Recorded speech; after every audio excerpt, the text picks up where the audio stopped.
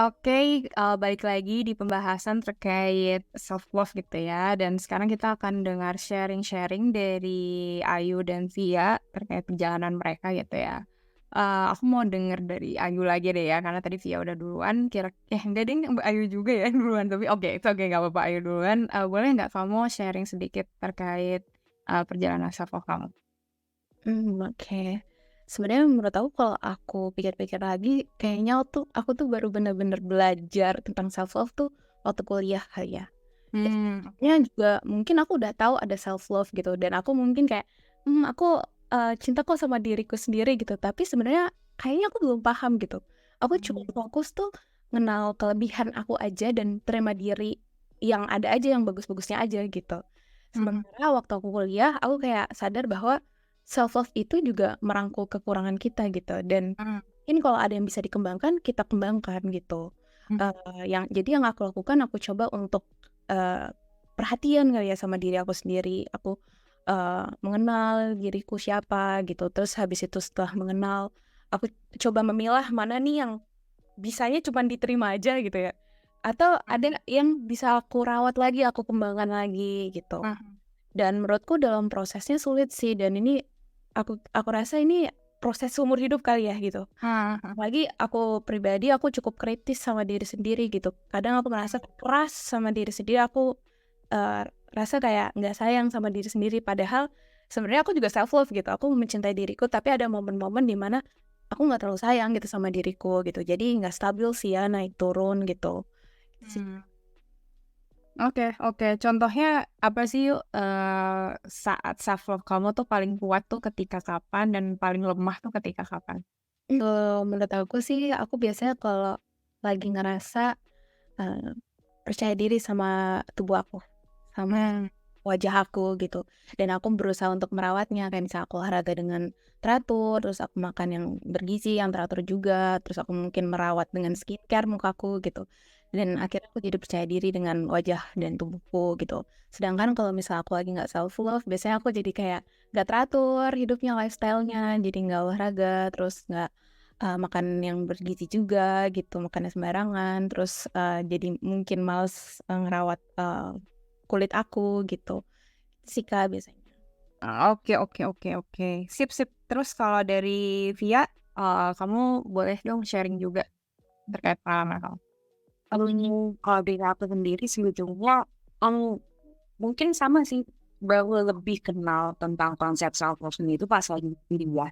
Mhm, Walaupun cuma nggak terlalu mendalam juga sih memahami tentang self love itu kayak gimana.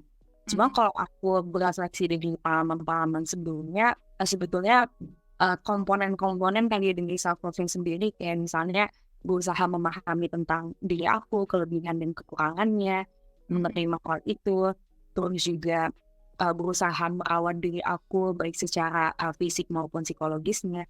Itu mhm, udah mulai dipelajari, ketika ya mulai dari SMP, SMA gitu lah dari baca-baca buku. mhm, mhm, Tapi ya sama sih kayak Kak Ayu, jadi journey-nya itu cukup, fluktuatif. Terutama kalau misalnya kalau aku sendiri itu kalau lagi dalam situasi-situasi yang stressful, ya itu tuh lebih rentan bagi diri aku untuk tidak mencintai diri aku sendiri karena, nggak terlalu apa ya, kepikiran aja sih gitu untuk lebih lebih gampang self blaming lah kalau misalnya lagi kondisinya tuh stres gitu. mhm, Walaupun sebetulnya memahami banyak faktor sih yang contributing terhadap permasalahan yang terjadi itu gitu. Jadi, mulai lebih mencintai dirinya sendiri ketika udah situasinya tuh udah lebih tenang dan udah bisa coping terhadap hal tersebut, gitu. nah, oke. Kalau dari kamu mungkin pertanyaan yang sama kali ya, Alfi, kapan sih self love kamu menilai kamu, self love-nya lagi oke gitu ya dalam level yang itu dan kapan ketika kamu lagi benci, apa ya, benci banget sama diri kamu, nggak mencintai diri kamu? Mhm.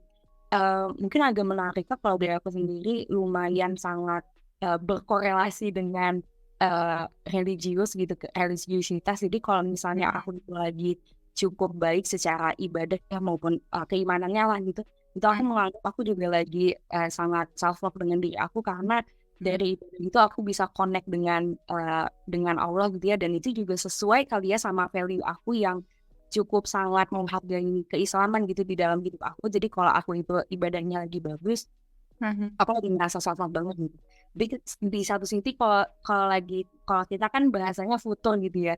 Kalau lagi futur, lagi ibadahnya tuh berantakan, gitu masa-masa aku juga rentan sih untuk lebih nggak self love terhadap diri aku. Oke, thank you ya Yu dan Via udah sharing terkait beberapa episode dari perjalanan self love kalian, dan aku mungkin mau mengaitkan gitu ya ke bagaimana kalau di CBT itu segala reaksi kita gitu kan yang menjadi akar dari permasalahan kita yang mengganggu kita adalah ada keyakinan di situ, ada keyakinan atau pikiran yang melatar belakanginya. Segala emosi yang kita rasakan, segala perilaku yang kita lakukan, baik juga termasuk juga reaksi fisik, sikap kita terhadap diri sendiri itu pasti ada latar belakangnya gitu ya. Ada latar belakangnya yaitu keyakinan yang kita miliki terkait, mungkin kalau dalam konteks self love adalah keyakinan tentang diri sendiri. Dan mungkin aku mau lebih ke apa ya, keyakinan negatif kali ya. Kalau misal kita punya keyakinan negatif terkait diri sendiri, bisa kita tebak bahwa outputnya atau hasilnya adalah kita mungkin jadi kurang self love gitu ya, kurang bisa menerima diri kita sendiri, kurang bisa merawat diri kita dengan baik juga dan lain sebagainya. Nah, kalau misalnya dari Ayu, kan tadi aku tanya gitu ya, kapan sih self love kamu lebih kuat, kapan itu lebih rendah atau lebih lemah gitu. Nah, itu Ayu mungkin kalau misalnya aku bikin jadi satu kalimat gitu ya yang menggambarkan pikiran atau keyakinan Ayu mungkin adalah kalau misalnya saya nggak merawat fisik saya atau fisik saya terlihat nggak ideal gitu kali ya, yang sesuai mungkin, atau mungkin kalau misalnya kita mungkin tidak sesuai standar gitu misalnya, itu saya nanti nggak disukai misalnya kayak gitu. Apa namanya, mungkin ada keyakinan terkait itu. Atau misalnya kalau dari Via, keyakinanmu yang negatif yang kamu miliki tentang dirimu adalah, kalau misalnya saya tidak beribadah dengan baik sebagaimana yang diperintahkan oleh Allah, mungkin saya adalah orang yang buruk, saya orang yang berdosa, atau Allah nanti nggak menyayangi saya gitu misalnya. Jadi penting banget gitu kita untuk menelaah kembali gitu ya, bukan meyakini tadi, sorry, menelaah kembali apa keyakinan atau pikiran yang kita miliki terhadap diri sendiri, karena biasanya itu nggak kita sadarin. Dan kita nggak sadarin, tapi kita langsung percaya kalau misalnya itu benar.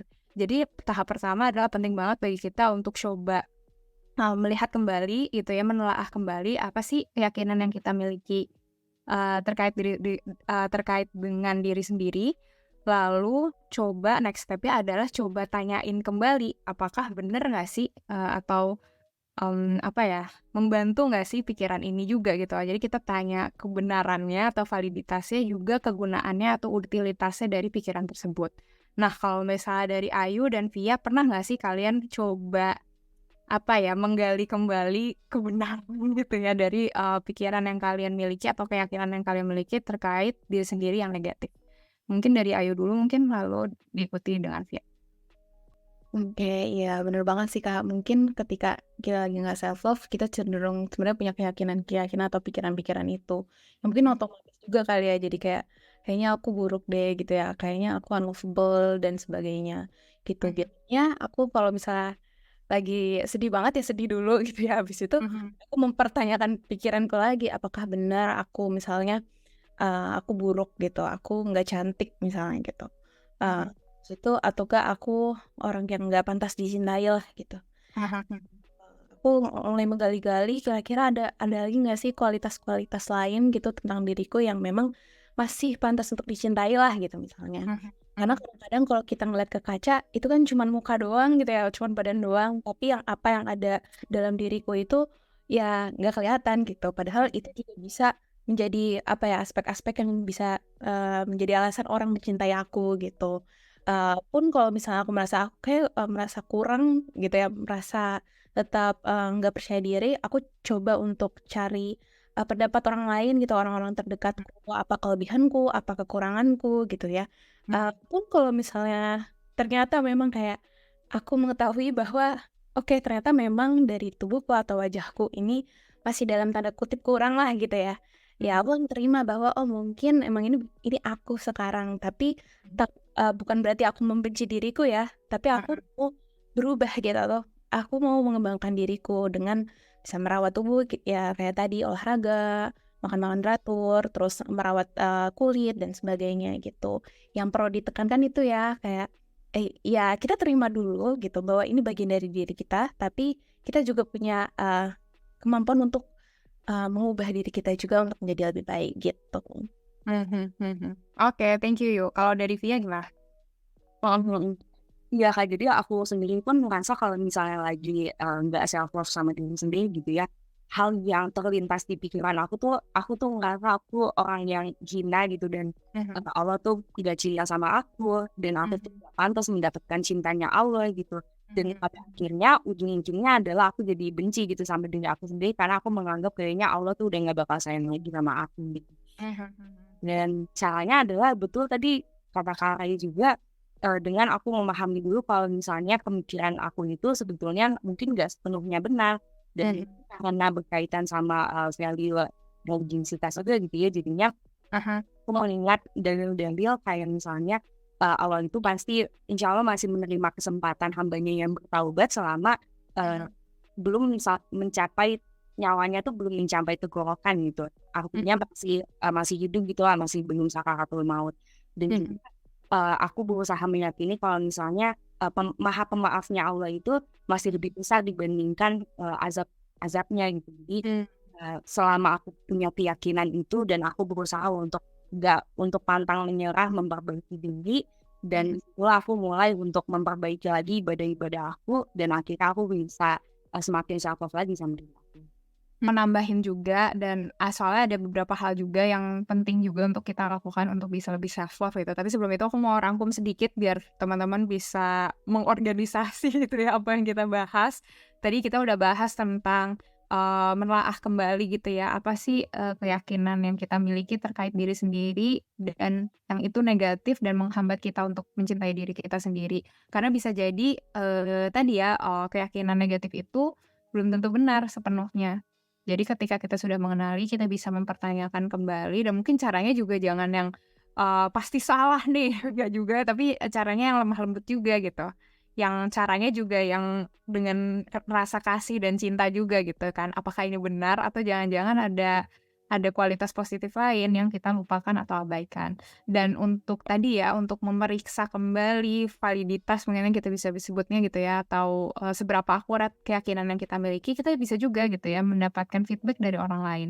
Yang tentunya feedback dari orang yang mengenal kita baik gitu ya, dan kita tahu dia orangnya juga baik juga gitu. Kalau misalnya tanya sama orang yang kritis ya mungkin nggak dapet jawaban yang membantu gitu kali ya. Cuma maksudnya kalau kita dapat feedback dari orang yang paham kita, yang baik sama kita, insya Allah bisa jadi kita jadi lebih menyadari kalau oh saya juga orang yang dicintai plus berhak juga, bisa juga untuk mencintai diri saya. Karena orang lain aja suka sama kita, kenapa kita nggak suka sama diri sendiri misalnya, seperti itu kesimpulan yang bisa kita ambil dari mendapatkan feedback.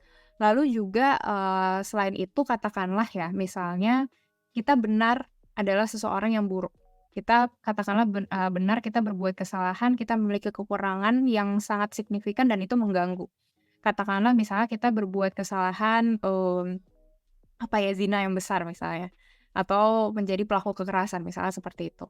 Atau misalnya dalam hal, kita memiliki fisik yang, kurang memenuhi standar ideal sehingga kita jadi diolok-olok sama orang lain, misalnya seperti itu. Ketika itu sesuatu yang dalam tanda kutip sepertinya benar gitu ya, sepertinya benar dan itu sudah mengganggu, ya sebenarnya tidak ada salahnya juga kita improve dan kita masih punya kesempatan ya seperti yang tadi Via udah bilang, kesempatan itu untuk menjadi lebih baik itu ya sampai ajal gitu ya nanti. Jadi kita pasti punya kesempatan kok untuk meng-improve diri dan improve diri itu bukan berarti kita tidak mencintai diri kita sendiri, tapi juga bentuk self love juga gitu kan sebenarnya. Dan dalam itu juga adalah mungkin turunannya adalah kalau misalnya kita menyadari kekurangan kita, ya kita terima gitu. Tapi kalau misalnya kita mau improve juga it's okay juga karena dengan menerima itu, ya sebenarnya menerima itu bukan sesuatu yang pasif dan pasrah gitu ya, tapi juga bisa diiringi dengan mengambil langkah konstruktif untuk menjadi diri yang lebih baik. Kurang lebih seperti itu. Oke, mungkin segitu dulu pembahasannya karena kalau misalnya ditambah lagi kayaknya nggak selesai-selesai videonya. Tapi terima kasih teman-teman sudah mendengarkan video kali ini. Semoga bisa membantu dan bermanfaat. Mohon maaf apabila ada kekurangan atau kesalahan. Kita bertemu lagi di video dari Mining Institute selanjutnya. Wassalamualaikum warahmatullahi wabarakatuh.